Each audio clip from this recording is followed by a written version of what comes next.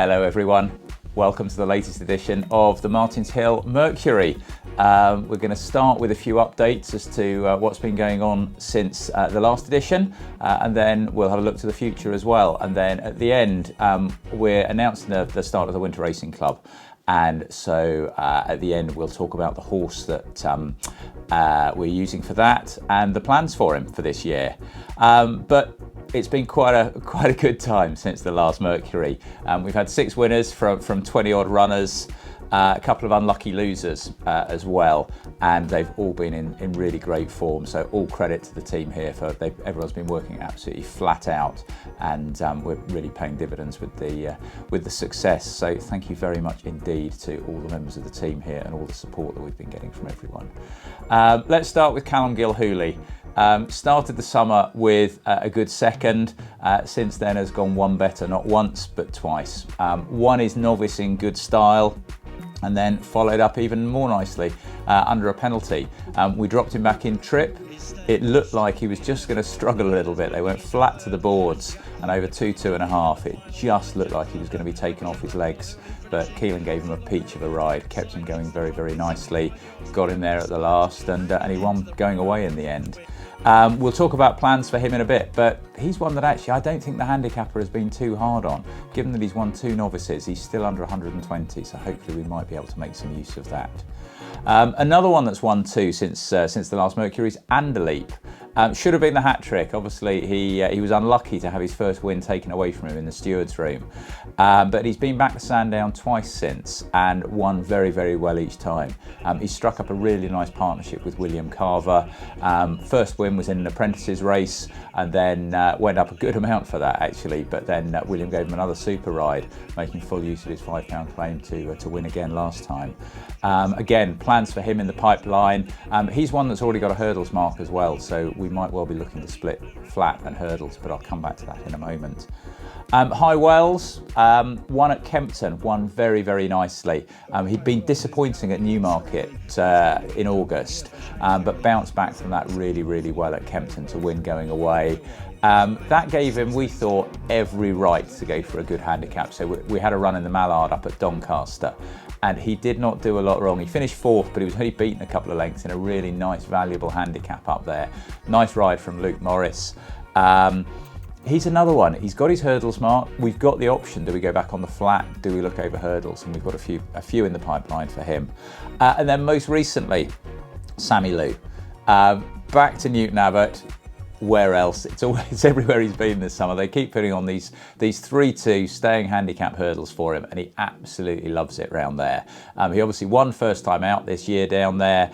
He hasn't done a lot wrong in his 2 starts since, placed each time. And then yesterday under Lily, got up after the last to win a neck. And delighted for David and Jackie Adams, who have him, because he's been a really, really super horse for them this summer. Really delighted for Lily as well. That was her first win as a conditional, and the smile on her face was great to see. He is another one that we will just have to think carefully about where we go. He loves this summer ground, so all the time that it stays dry, hopefully that's what we can keep to pick out for him. It was brilliant, so lovely to ride my first winner as a conditional for my boss, on a lovely horse as well, Sammy Lou. He's a cheeky chap, and we have to settle him out the back, and he's got bags of speed, so we use that to our advantage. But yeah, no, he's awesome. Yeah, I'm really looking forward to this season. We've got a lovely bunch of youngsters and some lovely horses coming through, novice chasing, and some lovely bumper horses. So no, we've got a very exciting season, and we're banging in the winners, so long may it last. Couple, as I said, that have gone close. The Distant Lady, we went all the way to Perth with her, and she was running a super race, jumped the last upsides, having been held up off the pace, and then just a couple of strides after the last, just stumbled. Whether she just dragged a foot through something, got stuck in a little bit of false ground, who knows. Important thing, she's all right. She was down for a good length of time, but she was up, and she's a bit stiff, she's a bit sore, but she's in good order.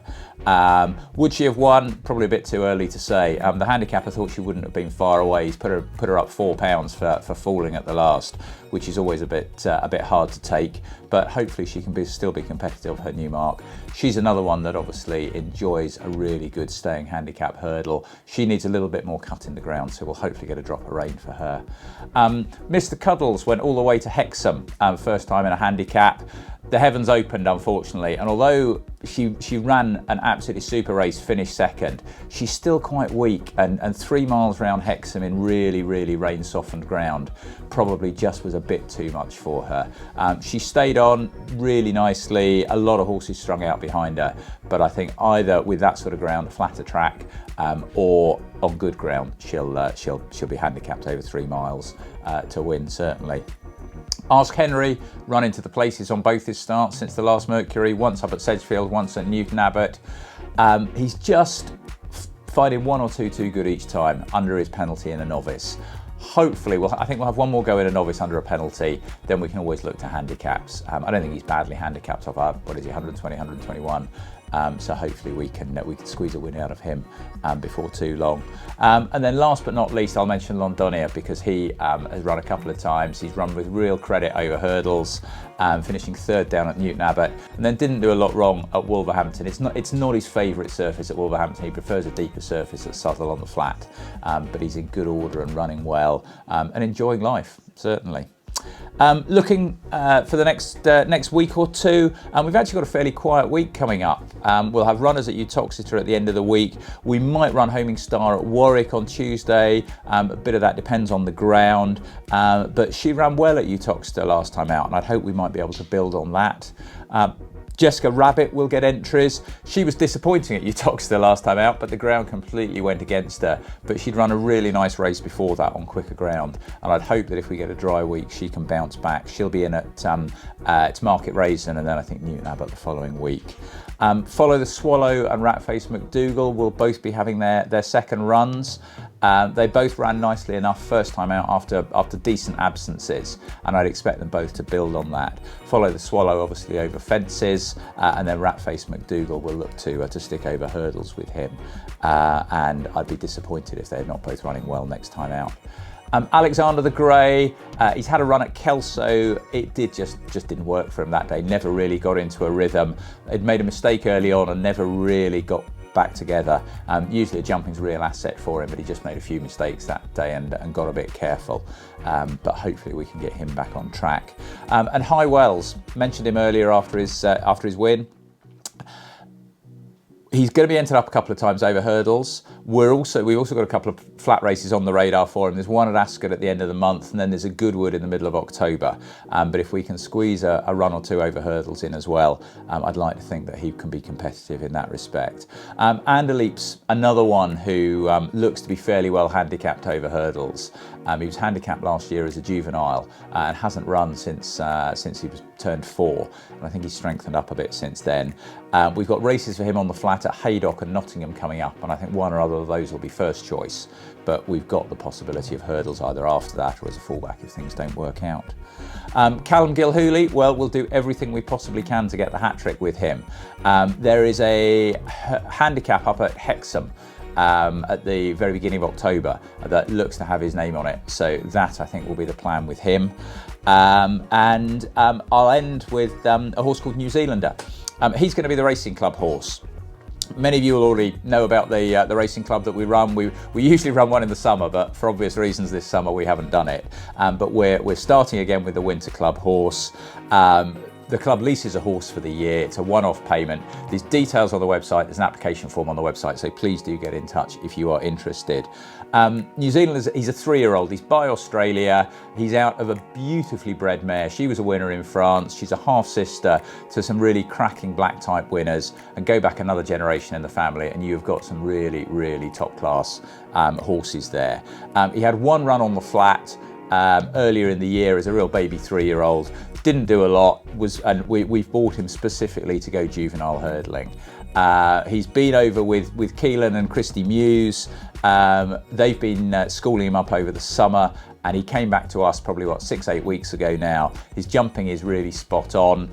He's really taken to enjoying the hill work, and the plan is to run him in a juvenile hurdle at Stratford on the 5th of October, by which time hopefully he will be a fully fledged racing club horse.